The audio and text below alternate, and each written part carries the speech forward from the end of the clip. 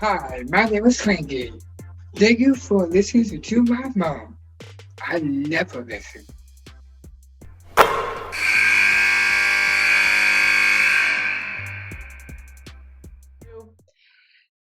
Coach Mox, Missouri State. That's really all you need to know. This is a team that's won 7 in a row. They've won 22 games and they've only lost 5, 3 in conference play.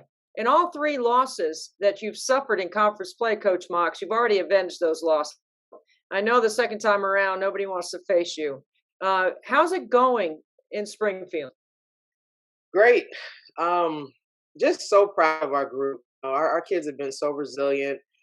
We've been hit with adversity after adversity after adversity.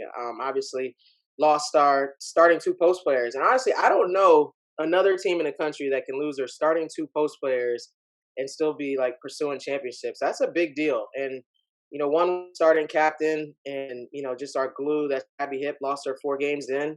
And then we lost Jazz, who was a potential All American, definitely would have been player of the year in our conference and leading scorer, leading rebounder in December. So, we just had to regroup, figure out our new identity, and our kids were just open to anything, and they just trusted the process, and we've been getting better and better. So I'm just super proud of them. When you face that kind of adversity, when, fortunately for you, you have some depth. Most teams don't have that kind of depth, but how have you been able to reinvent your team? The injuries were in the beginning third of the season. Now we're, in the second third. You're getting ready for the third part of your season. How are you able to recover from those injuries? It was difficult. Like I said, Abby Hip, she was 4 games in, and then Jazz was in December, so that was pretty early. So right after Christmas break, I kind of reinvented our offense a little bit, made it more guard oriented because we were short on post players. We literally had 2 true post players, and one that hadn't even played significant minutes at all, and then Abby Jackson, who had played minutes but needed to step into a bigger role. So I kind of just reinvented the offense and made it more guard oriented, and we were still struggling to score because we've been struggling to shoot the ball from the outside. So there were still struggles there. And then, early in conference season, we had our starting point guard out for a few games with a bad sprained ankle.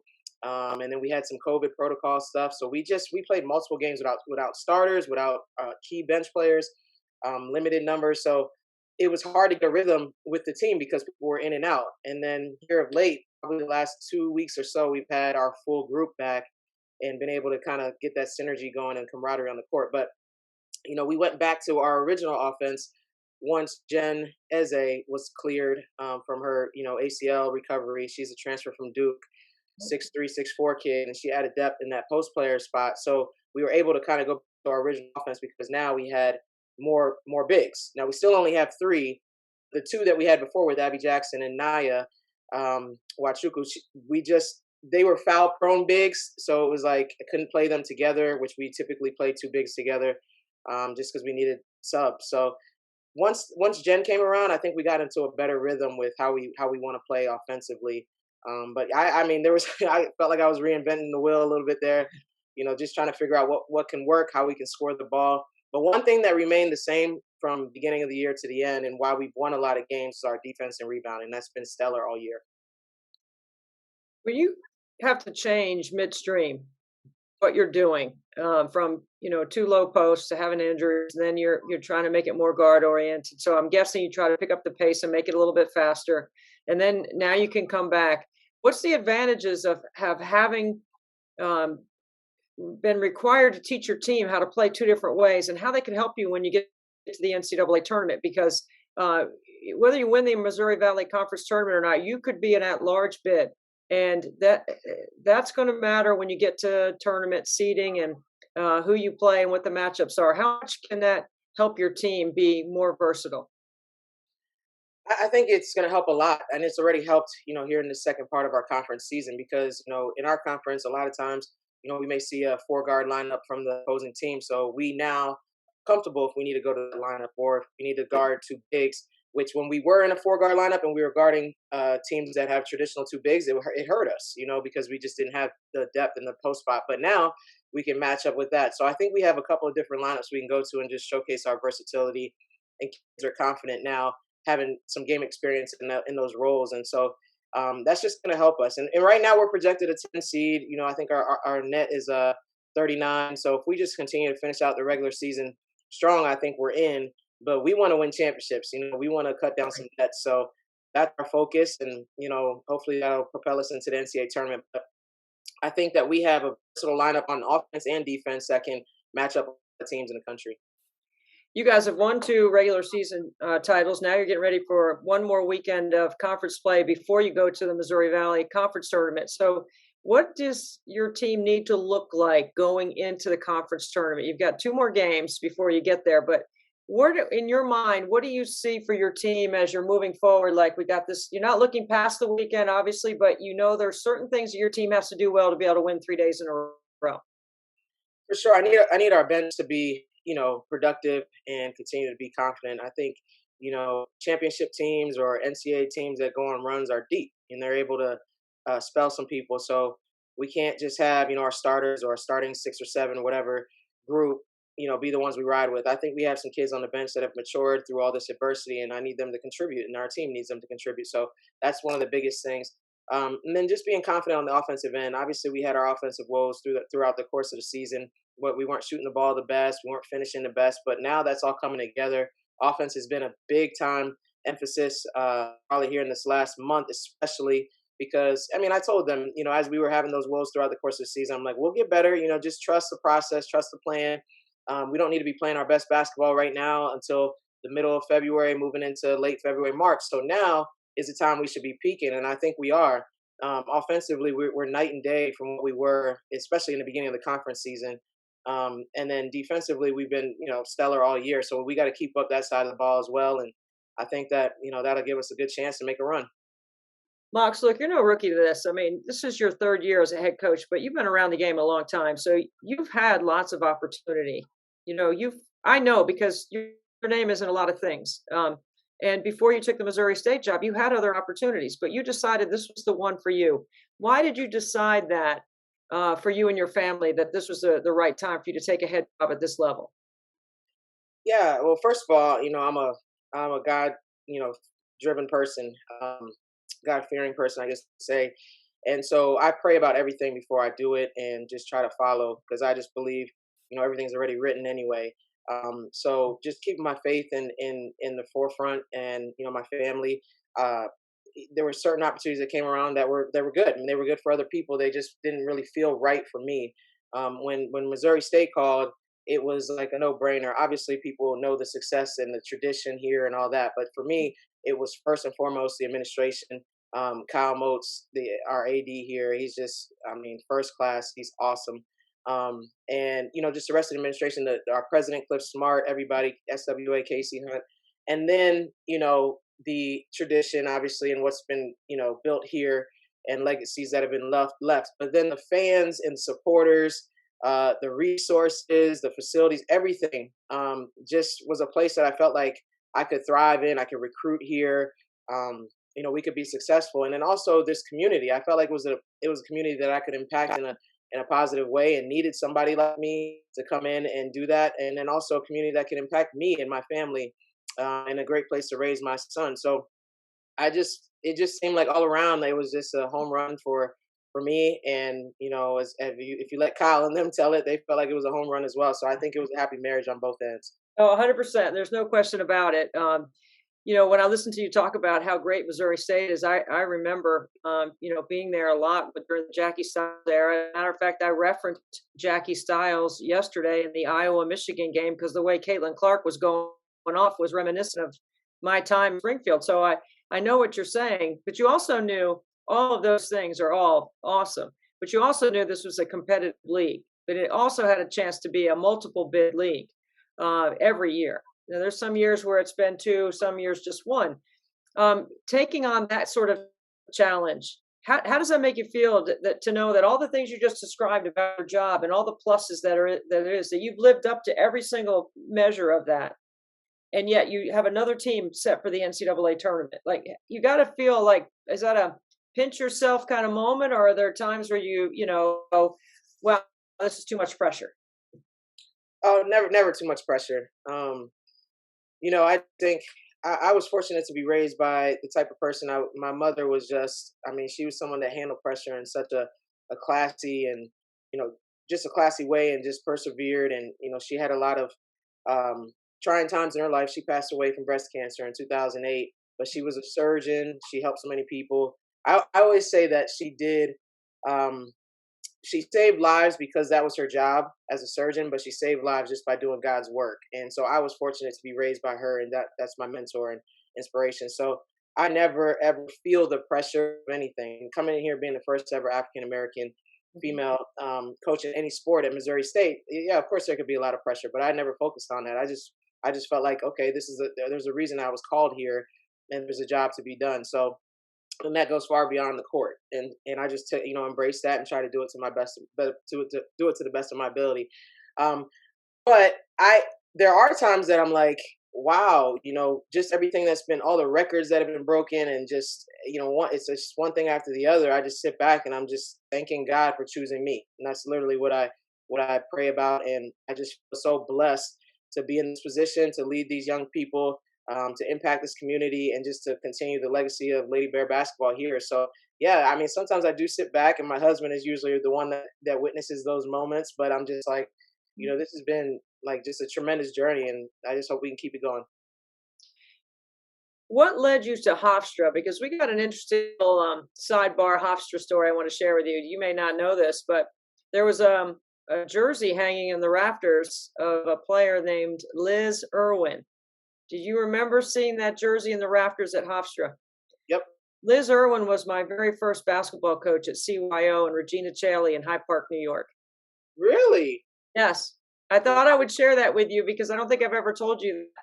So I've No. always had an affinity for Hofstra because as a young little girl, she was probably high school. I'm not even sure she was in college at coaching us.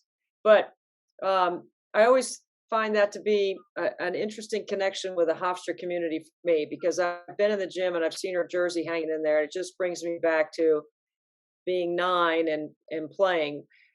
What led you to Hofstra? Like, how did you end up there? It's a very interesting story because it's not your typical recruiting story. I actually blew my knee out, right at the end of during my sophomore year. So I missed that summer where you really get recruited. And I was being recruited by, Power Fives. And I just was a kid that was enjoying the process and like, oh, I just wasn't rushed to make my decision. And then I blew my knee out. And then back then, you're talking, late 90s, people just kind of moved on to the next healthy person. And, my dream school was actually Maryland. They ended up taking one of my teammates, Anissa Smith.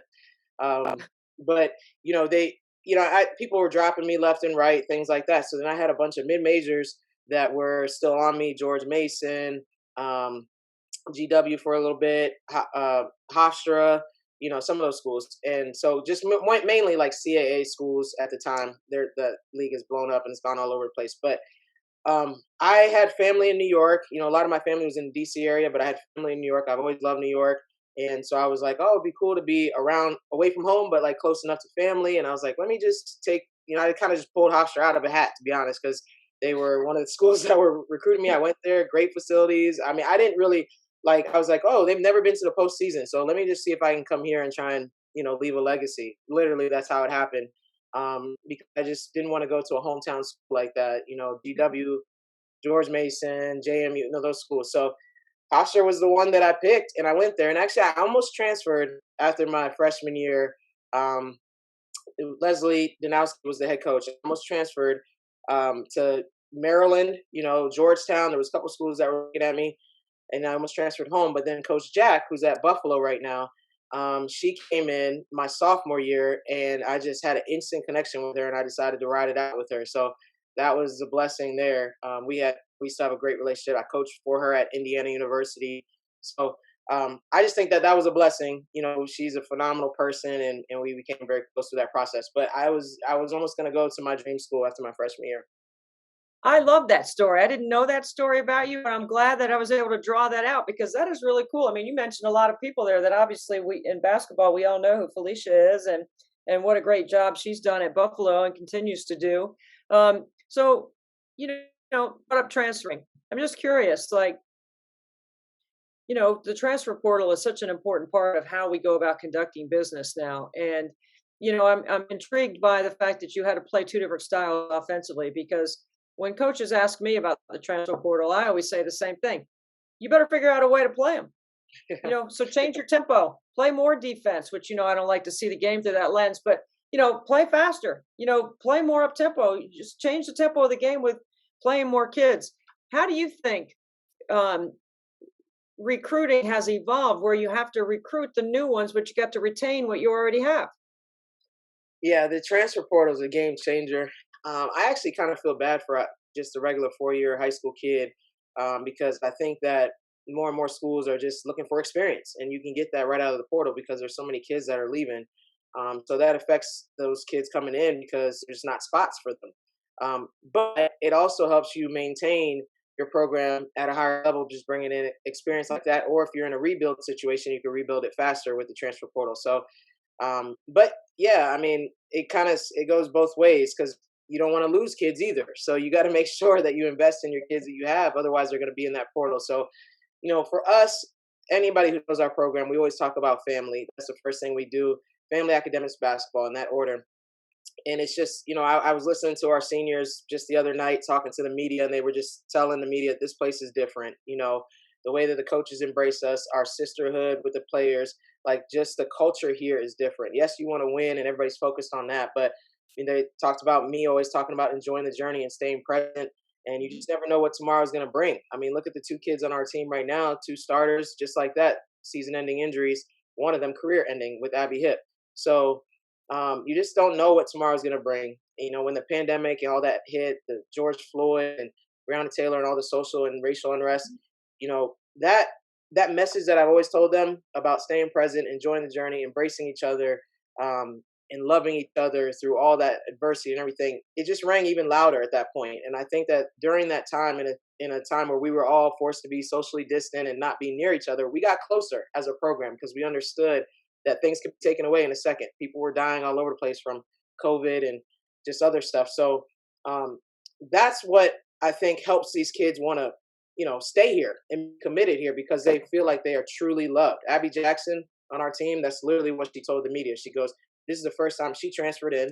And she's like, this is the first time in my whole basketball life that I felt like I was truly loved and cared about, and, also helped develop to be her best self on the court and off the court. So for me, if you pour into your kids and you do this for the right reason, then you won't have as many. Not meaning that you aren't. I mean, everybody's gonna have a transfer here and there at some point, but you're not gonna lose your whole team because of playing time or whatever. Because there's a bigger goal here, and that is to help them be prepared for life and enjoy the journey, all that. I want to ask you this, and I don't want to get too make this emotional for you, but you have touched on several things that I think are really strong parallels to who you are. Your mom being someone who saved people's lives through her work and how religious and faithful you are, and then losing her. And then George Floyd and Breonna Taylor and COVID and the way we've had to go about living our lives right now. How much wider do you think your wings have become around your players? Like, do you feel like you have to be um, protector of things that they may not be ready to experience or don't understand what might be coming?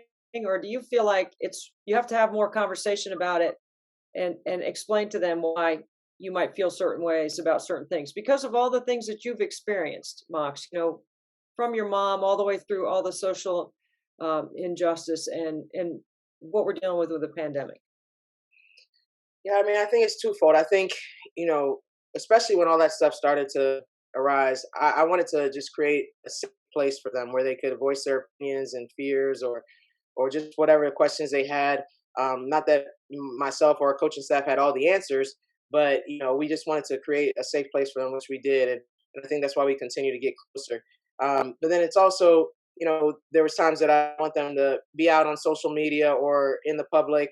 We have more of a conservative, community here, and I just didn't want anybody, no matter if you were for or against or whatever was going on, I didn't want anybody to be attacked by anybody or anything like that. There was times where I felt like I had to protect them, and there was times where I pushed them to use their voice and understand that they have a voice that could be heard and how to be heard and seen, during all this turmoil. So I think that they understand that they can affect change and that they are powerful enough to voice their opinions and impact people, impact this community, impact this country. But then there's also times where they understand that certain things that they say may not be something that they need to put out to the media or anything like that. So it's kind of an educational time, but it was also a time to empower them and for them to understand that they matter. So I think, to answer your question, it was a little bit of both. Is that the blessing in all that adversity from losing players in the middle of the season, your experience with your mom, you being a mother yourself, having the George Floyd, Breonna Taylor, and the other injustices that we've experienced? Do you feel like that's the blessing? What you just said about helping your kids be educated and understand how to move forward? Because I think you're a silver lining person. Like you always find a positive. Yeah, I try to, and again, that's how my mother was. Um, I just, I shared with them. We just had our breast cancer awareness game, and I shared with them one thing that my mom used to always say. The saying of, "When life gives you lemons, you make lemonade."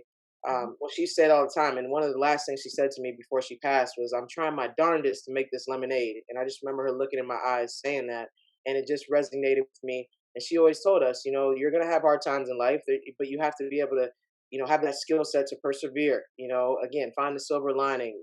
Pour into people, find the positive.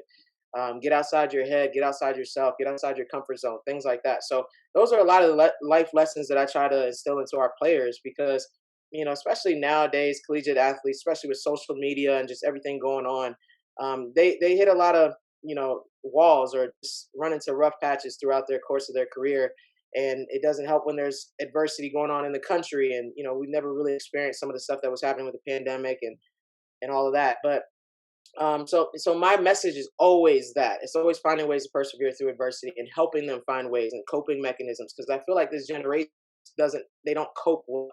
And so not necessarily our players, I'm just talking about in general. So that's a big focus with us, and there's not always just coming from me. Sometimes we bring outside people in and counselors or just different people to help them with some of those life skills because I think it's very important. And that's why we do that program lab, which is life after basketball. It's a life skills program, and sometimes it's fun. You do cooking and things like that. We've done self-defense, we've done financial stuff, but we've done mental health. We've done, sleep training. We've done Clinique came in and did skincare. There's so many things, but this year we focused a lot on the mental side of things, and just learning how to cope and how to face adversity, anxiety, things like that. So I just think it's important, and it's bigger than just. We always say bigger than buckets here because yes, we're going to be pursuing championships, and we're going to do what we want to do on the court because they come here to be champions, and I take that very serious, and I want them to reach their dreams and goals, but. My job goes far beyond that. I feel like I need to prepare them for life. Otherwise, they're going to leave here and just, not be able to succeed. So, and that's not about basketball at all. That's just about all the things, the intangible things we talked about. And that's why we do this podcast, because we try to get people on here that can teach us, educate us, and we can learn a little bit about you too. So I like being the listener and the teacher or the deliverer of the message anyway through the podcast. So I can't thank you enough, Coach Mox from Missouri State, for spending some time with us. And I wish you well in the final week of the Missouri Valley regular season before you head to the Quad Cities for the Missouri Valley Tournament, which should be outstanding. There's so many good teams in the league this year, including yours. So thank you so much. Thank you, Debbie.